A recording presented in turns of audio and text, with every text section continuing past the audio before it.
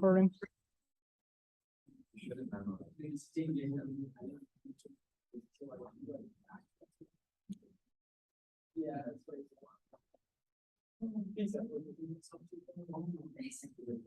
I know. Me neither. I'm excited.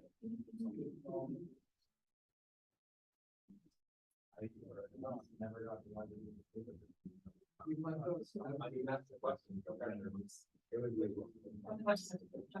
That's fine.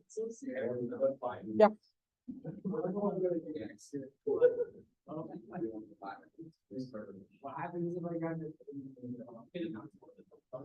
Okay, it's 7:10. It's probably a good time to start. So today we will be talking about something called diffusion models. And this is going to be the last lecture in the series of image generation lectures that we have seen in the last 2 weeks. And hopefully this will cap off everything that you've learned so far in a nice way. This is a quick agenda today. I just want to give a disclaimer that this lecture is more mathematically involved than the previous lectures. I just want to make sure that these details, you don't need to know any of them. I'll still mention those because I feel like if I don't, I'm going to be doing a big disservice to diffusion models. But yeah, if you get lost in the weeds, that's fine. This is understandable. This math is not easy to understand. I'll say that myself. Yeah. Okay, in that case, I guess we can get started. So there are many different kinds of generative models out there. And we have seen two of these classes in this class so far. We have seen variational autoencoders, or VAEs, and we spent the last two lectures on GANS. There are other models too, like autoaggressive models, energy-based models. We won't talk about those in this course, but if you want to learn more about them, I think you should take CS 294-158. It's taught by Dr. Peter Beal. That course will go over these kind of models. What we will do, however, is we are going to talk about this new class of models called denoising diffusion models. So I'm going to start off with some theory behind diffusion and some of the math that goes into it. Before I delve into that, let's talk about how let's talk about how you synthesize data in the first place. In machine learning, we sort of make this assumption that your data comes from a distribution. Can be any kind of data. Can be image data, can be text data, audio, anything else. We assume that it has like an underlying distribution, and your data set is basically samples from the distribution. The goal of generative models is to basically learn that distribution so you could sample from it and basically get another data point that looks like it came from the training data set. Does that sort of intuition make sense? Yeah, and if you look at the image to the right, on the top we have this like training data set, and we can kind of see that it comes from a distribution that, if you follow along my cursor, kind of looks something like this. And what the model does is then it learns to like sample from this distribution, and it generates this like test set. And you can kind of see that it looks very similar to the training data set, which means that it must have learned what the distribution actually is. Now, this distribution is not known to us, which is why we have to learn it from the actual like data samples themselves. And that is what like all of the models that you have seen so far have been doing in a sense. Now, how do you learn distributions? This is kind of a complicated question to ask. There are two main methods to do it. Your distribution is going to be probabilistic in nature, right? So you could define something called a likelihood for the distribution. So you can say that, okay, if I have a sample, if this likelihood value for the sample is going to be high, then there's a good chance that that sample came from the distribution. But if it's going to be low, this means that that sample probably did not come from the distribution. What we can do is that we can try to increase or maximize the likelihood of samples that this model generates. That's one way to do it. The other way to do it is to minimize some sort of divergence metric between your data distribution and the distribution that the model learns. What this divergence is, there are many divergence metrics. I'll get to some in a few minutes. But that's sort of how generative modeling works. And in a sense, we learned about these like two kinds of models. We learned about VAEs, we learned about GANs, and even though it might not be obvious, those classes of models are exactly doing what I just described. So the VAE loss looks something like this, complicated expression up there. But what really is happening is that this loss is basically a bound for the likelihood. So if you minimize the loss, you're in a sense increasing the likelihood, and that's why VAEs work. Similarly for GANs, we have this kind of adversarial loss function, which looks like a complicated mess, but what's really happening is that when you're trying to optimize when you're trying to optimize the subjective, you're essentially trying to minimize something called the DJS between the data distribution of the training set and the distribution that the generator learns. This DJS is called the Jensen-Shannon divergence. It's basically a divergence metric that says that, okay, if this value is low, then the distributions that we are looking at are fairly similar. But if this value is high, then they're very dissimilar. Any questions about this so far? Okay, so once you have learned these distributions that sort of mimic the data distribution, how do you generate a new sample? One way that pretty much all models do it is you look at a sample from random noise, and you convert that sample to something that looks like it might have come from the data distribution. If you remember GANs, you took a look at some like latent noise vector, you passed it to the generator, and out popped an image, right? That's how GANs worked. And it's exactly how VAEs work as well. And in both of these cases, what's really happening is that you pass this noise into this like model, and you get an image out. So you're taking a single step from your noise vector to the actual image. The single step might not be easy to analyze. It's like you have a whole like neural network in between. You don't really know what's happening in there. So what diffusion models do is instead of taking one big step, they take multiple tiny steps, because these are actually easier to analyze. And what's really happening is that these tiny steps are basically a Markov chain. Have you heard the term Markov chain before? Yeah. So yeah, this is basically the motivation for why diffusion models work. You don't need to sort of know this. The main idea is that these models were inspired from non-equilibrium StatMech or statistical mechanics. Yeah, this slide, I just wanted to like put the inspiration out there. You don't need to know what that is. Now, a diffusion model has two parts. There is something called the forward process, which is you take an image and you add noise to it. And you take that noised image and you add some more noise to it. And you keep repeating this process. So your image can be some data point, say x0, you add noise to it, you get x1, you add noise to it, you get x2, all the way up to some xt. You can repeat this process for t time steps. And the noise that you add can be parameterized by this Gaussian distribution given over here. You define these values called beta for each time step. The set of values is called a noise schedule, because it controls how much noise you're adding at each time step. It follows a particular schedule. And what happens is that if you keep adding noise to that image, you can actually kind of show mathematically that what you end up with at the very end is basically pure noise. This is a mathematical trick that was proposed in the original diffusion paper.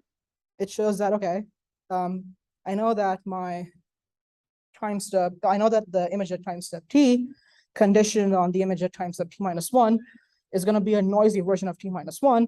And you can sort of express that in like this particular way. Again, don't worry if you don't know what that means. But what this trick is basically showing is that you can express x of t in terms of x of t-1, but you could recursively repeat this process, and you can actually directly define x of t in terms of x of 0. So you could directly go from the initial image to a noisy version at some given time step t.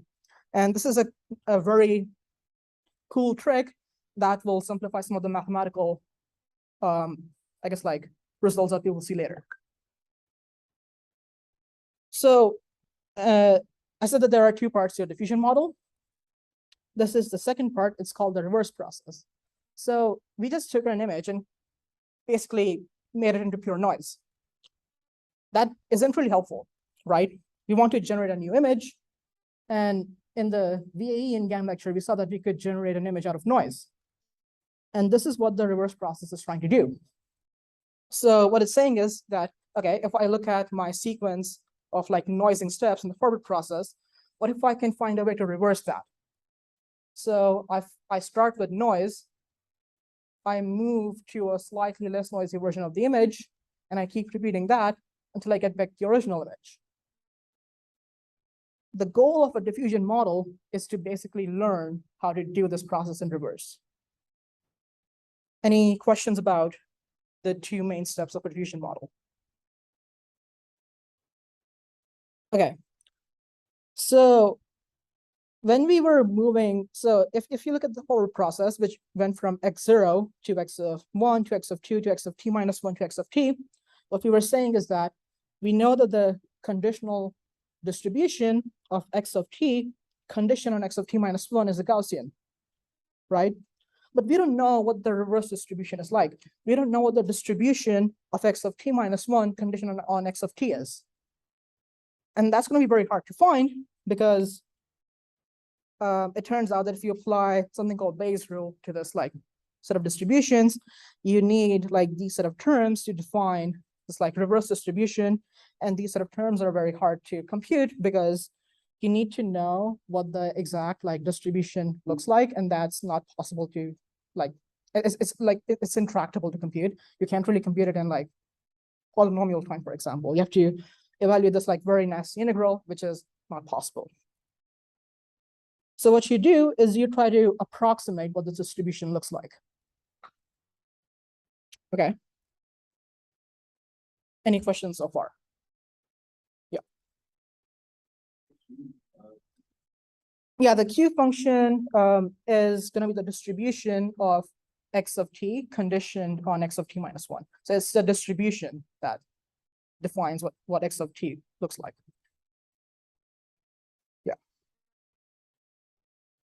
Yeah, and Q of x of t minus 1 given x of t is basically the reverse distribution. We don't know that. So we try to approximate it using this P function, which is basically what the neural network does, because it's parameterized by this theta, right? So, and before we define our neural network, we need to sort of define what the distribution should even look like, because if you don't know what the distribution is, then we can't really define a neural network in a, I guess, like a proper manner. So turns out that, okay, if I were to look at my forward process and I look at, say, some step x5, if I look at the distribution of, say, x4 given x5, or maybe x3 given x5, or maybe x2 given x5, it's like, this is what the distributions look like. Turns out that these distributions are very hard to sort of compute because they look very weird. Like, I don't know what this distribution is in the red, right? This is some like random distribution that I can't really parameterize. Similarly, it's the same if you were to find a distribution of x1 condition on x5 all the way up to x3. But wait, if I look at the distribution of x4, which is right before x5, if I squint my eyes enough, I can see that this kind of looks like a Gaussian, right? Would you agree that this looks like a Gaussian down below? So what we can do is we can say that, okay, I can just make a guess and say that, okay, my reverse distribution should also be a Gaussian. Actually, it turns out that our guess is indeed correct. And the reason behind that is it goes into this like very deep theory behind stochastic differential equations. I don't want to get into that because I haven't taken a course in that myself and I don't completely understand it myself either.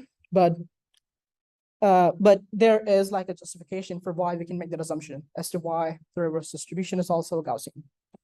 Now, a Gaussian is parameterized by two terms. You need to have a mean and a variance. What diffusion does is it tries to learn this mean and variance through a neural network. Any questions so far? Cool. Now, how do we train this? We need to have a loss function, right? We need something that we can minimize or maximize.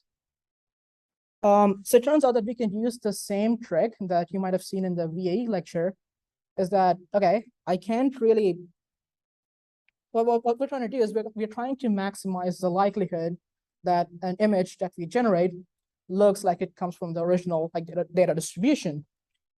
But that likelihood cannot be calculated. But in the VAE lecture, we can see that, okay, we can bound this likelihood using something called a variational lower bound. We basically apply the same trick to diffusion. We apply this bound to the actual likelihood, and it turns out that you end up getting a loss function out of this, which sort of looks like a sum of like multiple smaller loss functions, like L of t all the way up to L of 0. And those loss functions are going to be given by these terms down below. Now, typically we ignore the term L of t because it's almost always 0, doesn't really contribute to the loss. It turns out that the main terms that do contribute to the loss are L of 0 all the way up to L of t minus 1. In this lecture, we are going to sort of ignore what L of 0 does because it's a bit complicated and I don't want to get into the weeds. What we will do instead is we will analyze what these like middle terms look like, especially this L of little t, which is defined from 1 to t minus 1. Any questions? Yeah. Again, the little t is going to be a time step, and the uppercase T is going to be how many steps we're in the diffusion process for. It's going to be, say, a horizon, if that term sounds, if you have heard that term before. So if you look at this term over here, this is what we are trying to sort of analyze. We are looking at the KL divergence. Okay, you don't even know what the KL divergence is. It's basically another divergence metric that says that, okay, if this term is low, then the distributions Q of xt conditioned on x of t plus 1 and x of 0 is going to be very similar to the distribution that our neural network learns. But if this term is high, then those are going to be dissimilar. Our goal is to sort of drive this term as low as possible. We are looking at the KL divergence between this distribution over here and this p theta over here.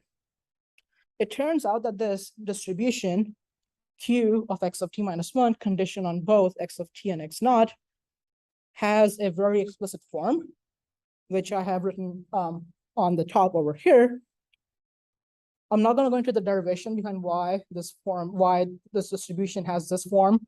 I have linked some papers at the very end. If you can check those out if you want to, if you're curious about that.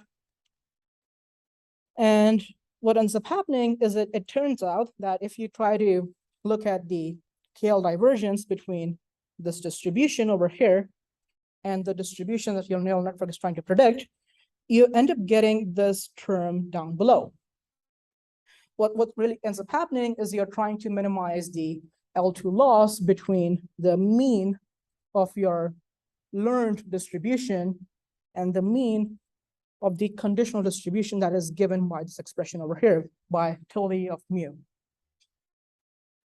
Turns out that you can do some more algebra and you can re-express this like whole term where my cursor is pointing at tilde of mu t as this expression down below in the red box. Those two expressions are the exact same. Again, the derivation is going to be in some of the papers that I linked at the very end.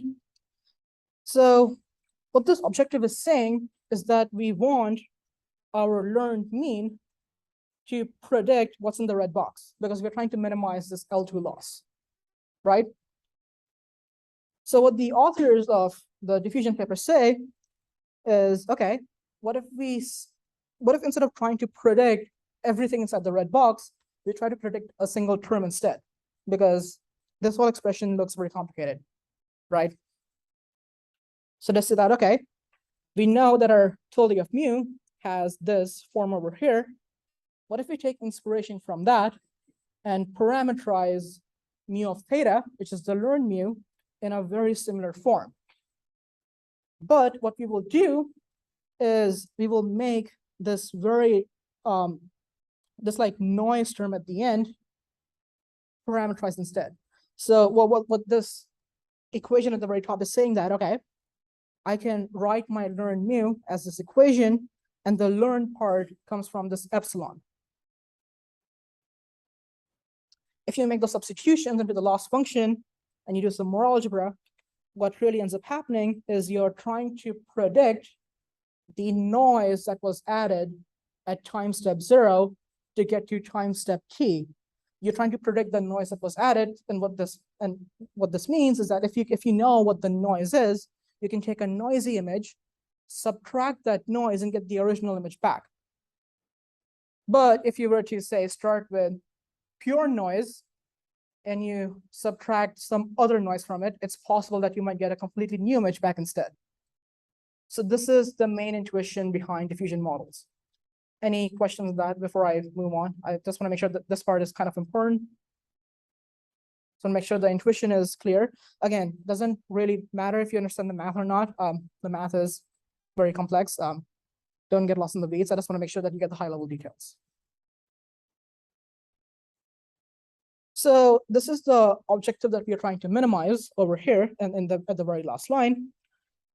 And it has like this complicated mess of terms at the very beginning. Turns out the authors say that, okay, just you can drop all of that. It's kind of like extra baggage. We don't need that. What you can do is instead minimize this very simplified expression instead. So instead of looking at all of those like different weights, you just focus on minimizing the noise between the noise that was added to the to an image during the forward process versus the noise that you're trying to predict. So you could denoise that image. Now, this does mean that you don't really have that same lower bound that you started with anymore, because it's going to be a weighted version of that lower bound, but it turns out to be fine. And it actually increases the quality of images that you see later on. So this is what the training process looks like. You start with some image in your data set, you add noise to it, and using the trick that we defined earlier, you can, instead of like adding noise iteratively during the forward process to go from x0 to some x of t, you can go to x of t in one step directly.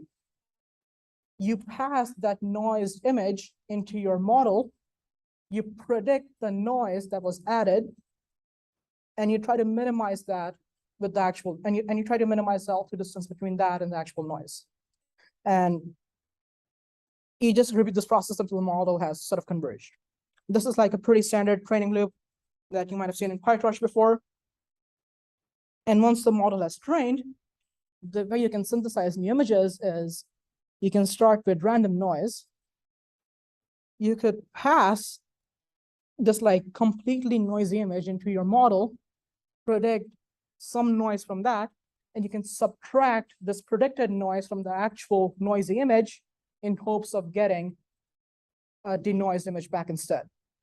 But, and if you recall all the way back here, we were going to do this process in reverse, right? We were going to start with pure noise, find a slightly less noisy version of that, and keep repeating that until we get something that looks like an actual image. And that is now possible with our model that can predict this noise, which is what this algorithm is doing. Any questions about that? Yay, nay? Okay. So yeah, that is it for the theory of diffusion. Again, there are some derivations that I did not go over, but those are going to be included in some blog posts and papers that I linked at the very end. I would encourage you guys to check it out. Again, just like a final call, any questions about how diffusion works before I move on to how it's actually performed practically? Cool. So what we have discussed so far is how diffusion works in general. And turns out that this x of t, we were pretending that this x of t was going to be some image. It doesn't have to be an image. It can be anything else as well. What we will see now is what happens if that x of t is indeed an image. And this is sort of what the diffusion process looks like. You, in the top half, you see an image that is being noised up in the forward process. You keep adding noise to it until you get like pure stochastic noise at the very end. And in the bottom half, you see sort of the reverse process. You start with pure noise, but as time goes on, you get an actual image out of that. Hopefully, these two sort of videos give you some more intuition as to what's happening in diffusion. Any questions about this? Oh, yeah. I'm curious to like what each of the lines mean. It's like 4 lines on the graph. Oh, right. So so the image is going to be like some very high dimensional object, right? Because this thing like 256 by 256 by 3. The plot on the right is basically showing what's happening if you were to look at, say, a single dimensional object, for example. So what this is really showing is that on the right, on the left hand side, we have the actual like distribution of the data, and we take some sample from it, which is like going to be some starting point on the very left, and we keep adding noise to this until we get something that looks like a pure Gaussian, which is what sort of this like gradient of colors look like at the very end. And the picture at the bottom is basically doing the opposite. It's saying that, okay, if I were to start with a Gaussian, and if I learned some like diffusion reverse process, I could map back to something that looks like my original data distribution. Because you can kind of see that the left-hand points of the left endpoint of the top image is very similar to the right endpoint of the bottom image, which kind of shows that this diffusion process was successfully able to learn the original data distribution. Okay, so we know that we are going to be predicting noise, and this noise has to be added to the image, which means that the noise must have the same dimensions as the image.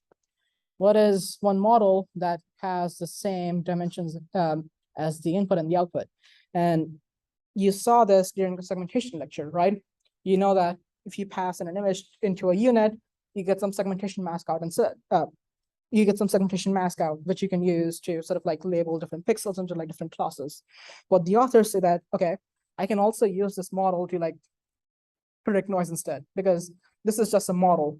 The output purely depends on what objective we are trying to, well, what objective we are minimizing the model with respect to, right? So yeah, it turns out that with the objective that we showed earlier, which was a noise predictive objective, you can use this unit model to like output noise. And this is not really the same unit model that you saw earlier. It turns out that they added a whole bunch of stuff to it. They replaced your normal unit blocks with resonant blocks, convex blocks. They added like attention modules. Okay, don't worry if you don't know what attention is. I think that's going to be covered next week. They replaced batch norm with something called group norm. They replaced ReLUs with other activations called swish and GLUs. These are basically activations that look like ReLU but have nicer properties. They basically took like all the modern CV tricks that you might see in different papers, and they threw it all into this like one model. And it actually works really well. So I guess they were right. Yeah. How many steps have been taken for an optimization process? That's a good question. It actually, so okay, the original paper used 1,000 time steps. Turns out that using more time steps is better. So there was an improved paper that repeated this process for 4,000 time steps instead, and they were able to get like better quality. And there have been improvements ever since to sort of reduce the number of time steps you need. I think modern diffusion models take maybe 250, something around that. There are other tricks to make it even faster. There is a model called DDIM. I'm not going to cover that in this lecture. I think you can, that makes it so that you only need to run this block like say 25 times instead. Yeah. Why? Okay. Wanted to escape the presentation. Yeah. So I actually have what this model looks like pulled up here. So this is the normal unit, but they actually throw in like this whole bunch of stuff to it. So they add like these residual blocks, which you might have seen in the ResNet homework. They add like these attention blocks. Again, don't worry if you don't know what attention is. That will be covered next week. Yeah. I have linked the slide at the very end if you want to like take a look, if you want to have a deeper look at the architecture that and how it's implemented in PyTorch. Okay. So that is how image generation and using diffusion models work. And it actually gives like pretty good results.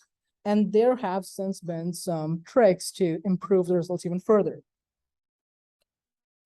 So remember those beta parameters that we defined at the very beginning. Those control how much noise you add in the forward process. And in a sense, it also sort of affects the reverse process because the reverse process is trying to reverse forward process, right? So researchers said that, okay, if I were to say use a linear schedule, which means I increase these like beta terms linearly, I get a forward process that looks like this top row over here. And it converts my image to noise really quickly, which makes it harder for my reverse process to sort of go the other way. So what they instead hypothesize is that, okay, what if I use a different function? Maybe something like a cosine, which is, I guess,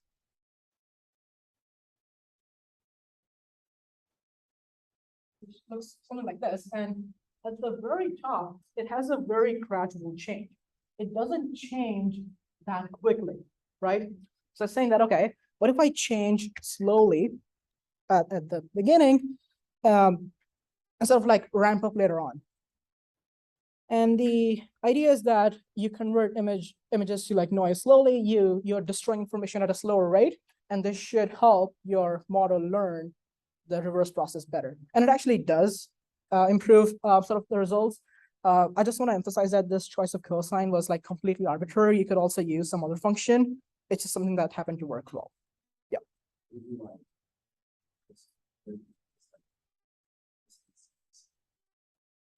All right. It's they do some weird tricks to make this thing work. So it turns out that when you apply the linear schedule, you're applying the linear schedule to like these like beta terms. They apply the cosine schedule to these like alpha terms that I sort of glossed over at the very beginning. So they define alpha as like 1 minus beta, which is why you sort of go ahead with something like that.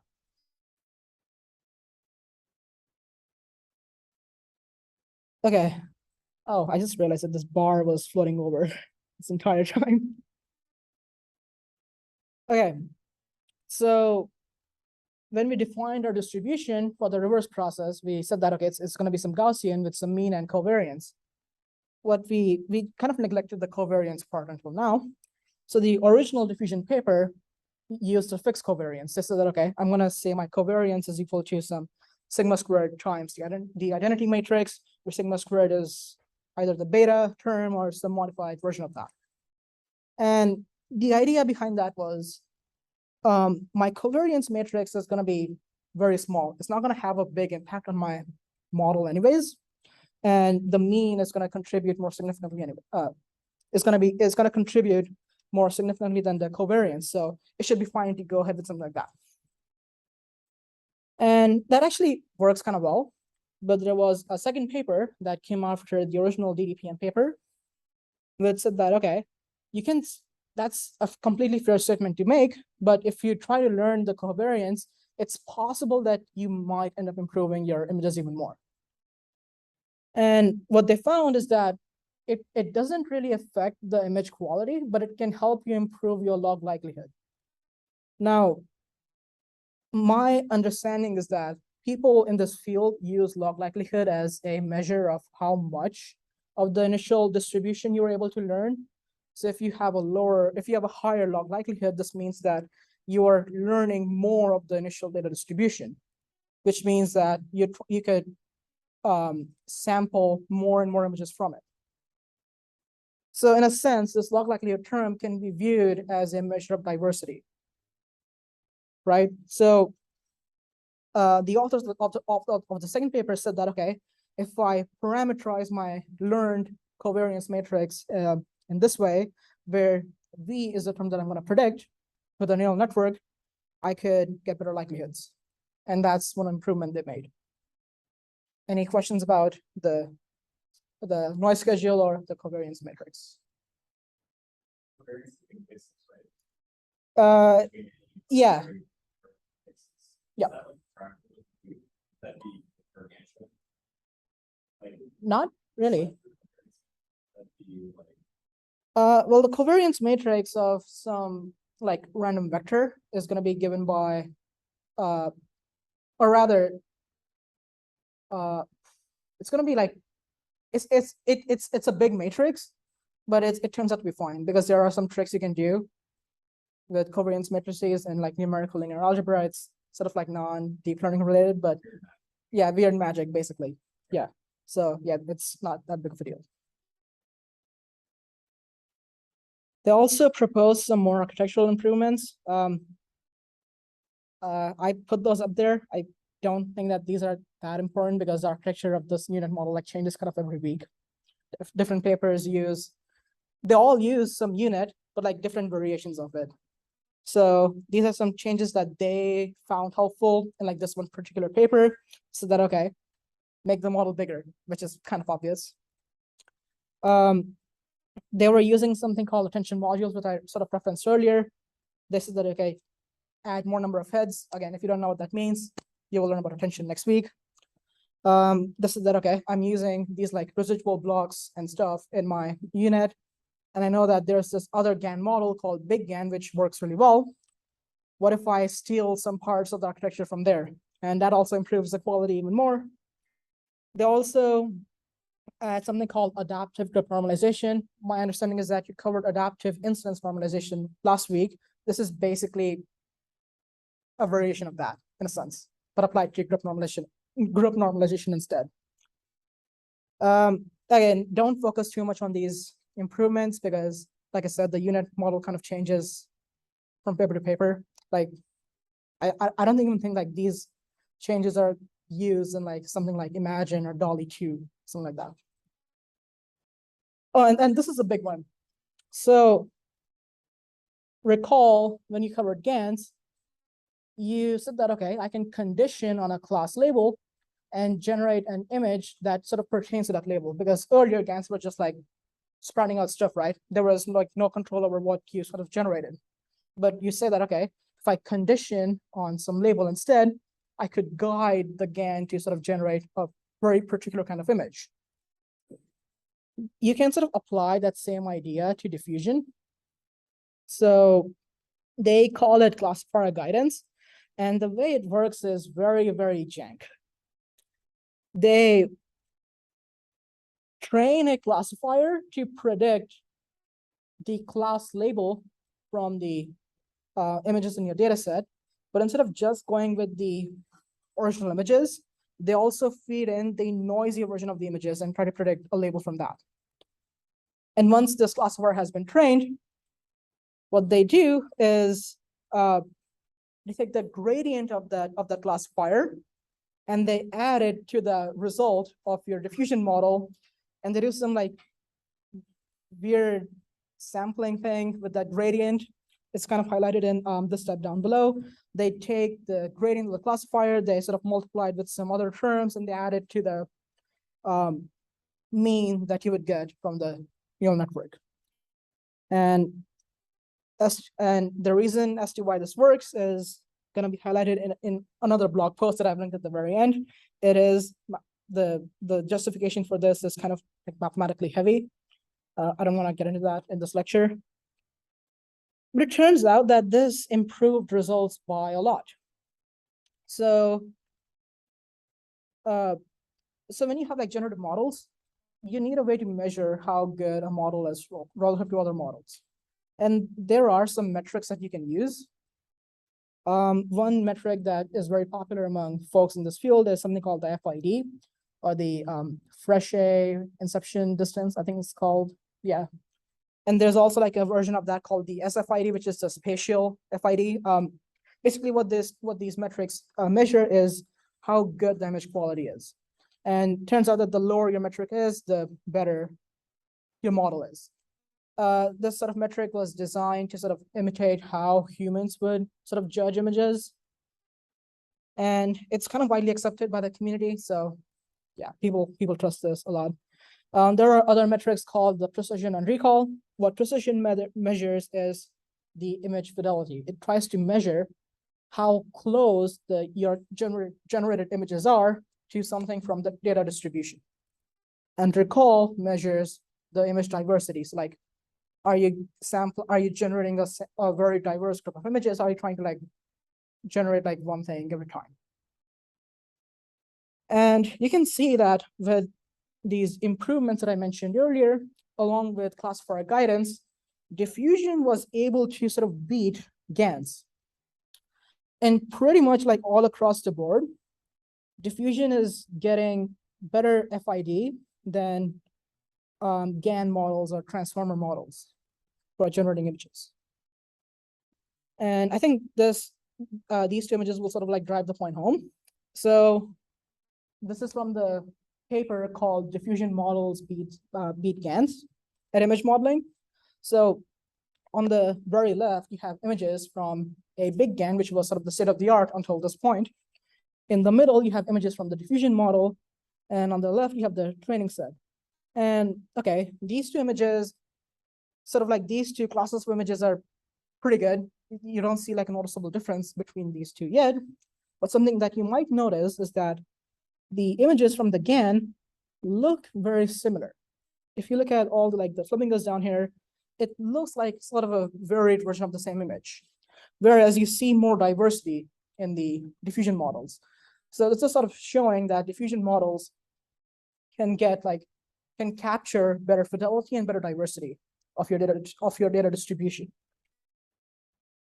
Now, there are some more specific images. Again, it's sort of the same issue with diversity and fidelity as before, but you can kind of see, if you look at all of these like images of people holding fishes, the big GAN model is kind of struggling at, say, drawing out faces. You can see like this like demonic face over here, or like in pretty much all of these images, whereas diffusion is much is able to capture sort of this like finer detail in a much better way.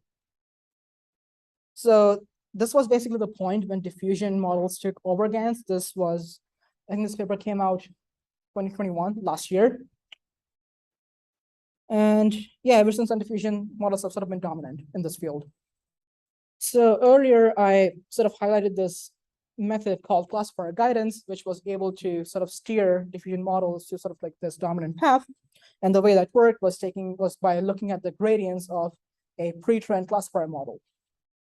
Or rather, not a pre-trained, but a model that you trained yourself. And I was looking at the gradients of those. However, that is a very jank process because you don't know what's sort of like going on under the hood there. It's hard to sort of interpret why this sort of technique worked well. And you can't really use a pre-trained classifier because this classifier must also work on noisy images. So you must train your own. And to sort of like avoid these sort of dilemmas, researchers came up with a better way to sort of guide your diffusion model, and they call it classifier-free guidance. How this model works is you train something called a conditional diffusion model. So like the way you had conditional GANs, you could feed in the class directly into the diffusion process itself instead of using like an external classifier. And while they were using this model to sort of understand the behavior of how guidance worked, they accidentally ended up improving the results even more. So these are sort of like some hyperparameters that they tried, and they were able to notice that, okay, for a certain hyperparameters, the results were even better than older diffusion models and like other GAN models. And this is sort of the way diffusion models work right now. People use classifier-free guidance all the time. I just wanted you to be aware that this thing sort of exists. But one thing about guidance is that it can sort of trade diversity for increased quality. Because when you condition your model on some class label, you're inherently telling the model to predict certain kinds of images, which means that you're kind of automatically decreasing the kinds of images that you can produce. You're decreasing the diversity of all the images that you can produce. And this is sort of more evident in this picture. So in the left column is you have a diffusion model that is predicting, that is sort of like generating images without any guidance. But on the right column, you have a guided process. Now you can see that the guided images are slightly like, they are definitely like better quality, but there's also like less diversity in them. Now, the question of diversity versus quality is sort of an open question. Like some people might say that, okay, more diversity is better. Some people might say that better quality at the expense of diversity is better. It's kind of up to the human practitioner to sort of decide on what they consider to be more important. Okay, now there's another class of diffusion models called latent diffusion models. So the idea is that you were training this diffusion model on images until now. And it turns out that these images are like very high dimensional, which is going to be a problem because this is going to make the whole process like very computationally expensive. Turns out that training a huge diffusion model can easily take days to maybe even months on like GPUs, which is like not acceptable, right, in certain conditions. Another thing about diffusion models, or I guess like images, is that if you were to say store an image, and when you like storing an image, you can convert that image into say binary. And what researchers discovered is that more bits were being used for sort of capturing the pixel level details, and less bits were being used to capture sort of the semantic details in an image. So like if you had an image of a dog, there were less bits dedicated to sort of describing what the picture contained, and more bits describing something like, I don't know, like the paws or the fur or something like that. But it turns out that when you're trying to run a generative model, and this is not exactly just for diffusion, I think this sort of goes for all kinds of generative models, like even VAEs or GANs or any kind of model that you may see, is that you want to run a generative model on the semantic part of the image instead, because that is what you're really trying to sort of generate, right? So the researchers came up with a way to sort of make that happen. They said that, okay, instead of trying to run this model on an image directly, what I can do is I could compress this model to a latent space, run diffusion on the latent space, and sort of like upsample that latent back up to an image. So the way this works is they try to learn a latent space first, and they sort of use this like very complex loss up there. What this is really doing is this looks like a GAN because it's using a combination of adversarial losses, which sort of promote reconstruction quality. And it's also trying to use like some other kinds of losses and other terms to sort of learn like some meaningful latent space. Again, I would recommend reading the LDM paper to sort of get an intuition as to why this loss is defined this way, but it turned out to be sort of the best one that they could use.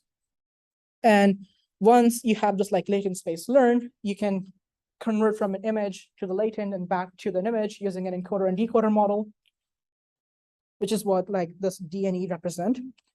And once this space has been learned, they run diffusion on the latents themselves. And this is sort of what that process looks like.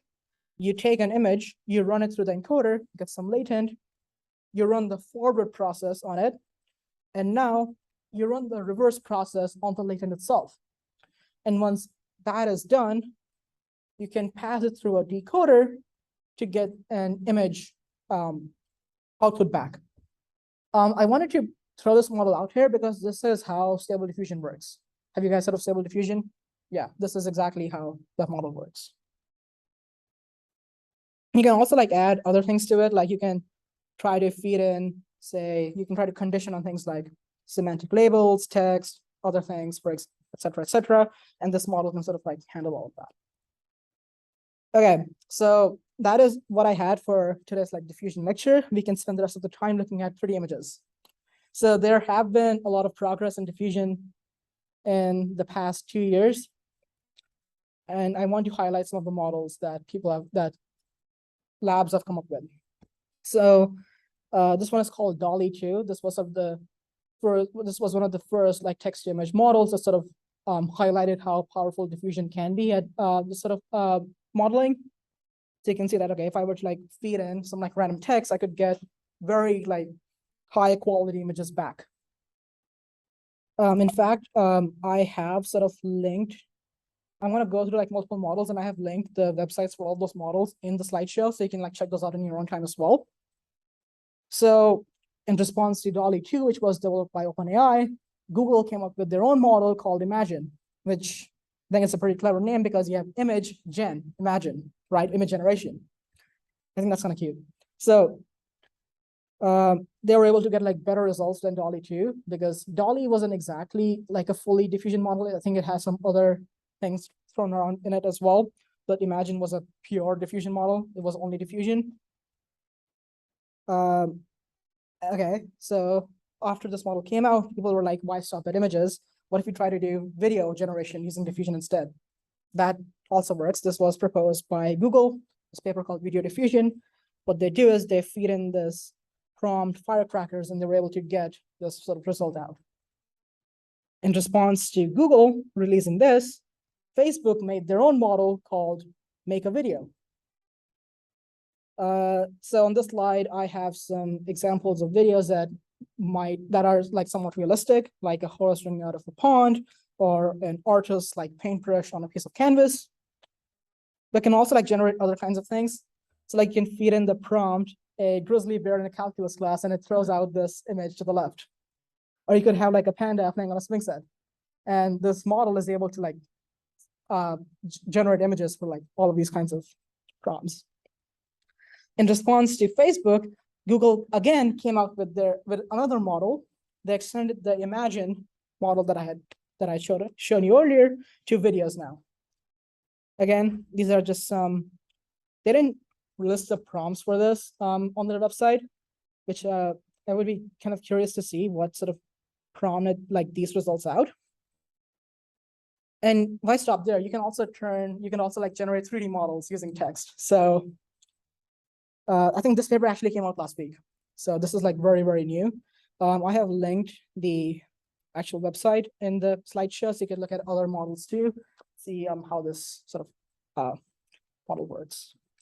Finally, you can also apply diffusion to RL. I don't know if there's like any robotics enthusiasts in this crowd, but that's also completely fair game. You could apply diffusion to trajectory planning, and even something like offline RL. This was a paper that came out earlier this year called Diffusion QL, and it achieved state-of-the-art results in offline RL. Yeah. Again, just a summary. We went over a lot of stuff today. We went over how generative modeling works and how you can view image synthesis as sampling from a data distribution. We talked about some theory of diffusion. Again, I know this was very math heavy. If you're confused, that's completely fine. I've actually linked all the papers that I used in the slide over here. I've also linked some other helpful papers and other resources like blog posts or maybe like say videos or that others have made. I would recommend checking all of these out in your own time if you want to like learn more about this, because like I mentioned earlier, diffusion is sort of the state of the art in generative modeling right now. That's all I have for today.